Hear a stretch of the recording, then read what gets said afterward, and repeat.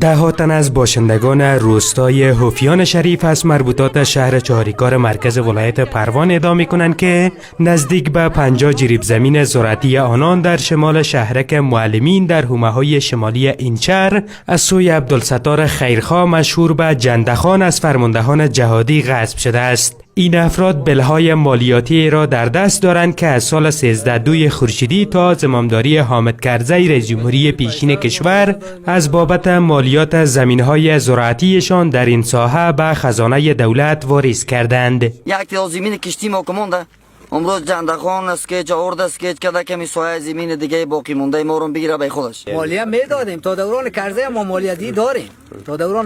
مالیاتی داریم خود دولت ما را کش کرد که بیا مالیه تانه بدی.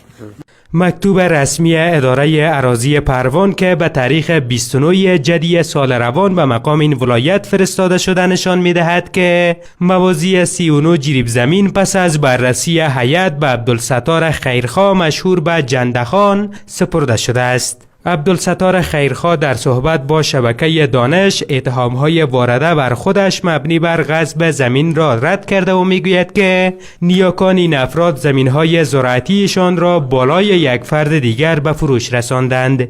زمین تحصیل کشیدگی محض اسناد ما در دفتر اراضی ثبت است. کدوم جعل و مالش هر کس که چیز پرسون میکنه دفترهای حکومت در خدمت شما. اکنون معترضان میگویند که عبدالستار خیرخواه از فرماندهان جهادی در همکاری با پسر والی پروان و اداره اراضی این ولایت دست به غصب زمین‌های آنان زده و مدرک‌های جعلی در این خصوص ترتیب دادند. بچه والی به او اسناد جور کرده و ما چی کنه والی؟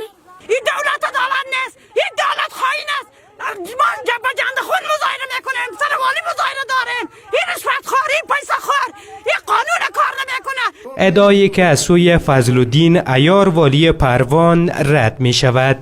ما حالا اعلان میکنم فردا به شما میگویم هر کسی که از یکی از اعضای فامیل ما شخص خود ما در این مسائل داشت ما خود اعدام میکنیم. وقتی که اراضی تایید بکنه، وقتی که ایتا برن تثبیت بکنه، ولی چی بکنه، چی تصمیم بگیره؟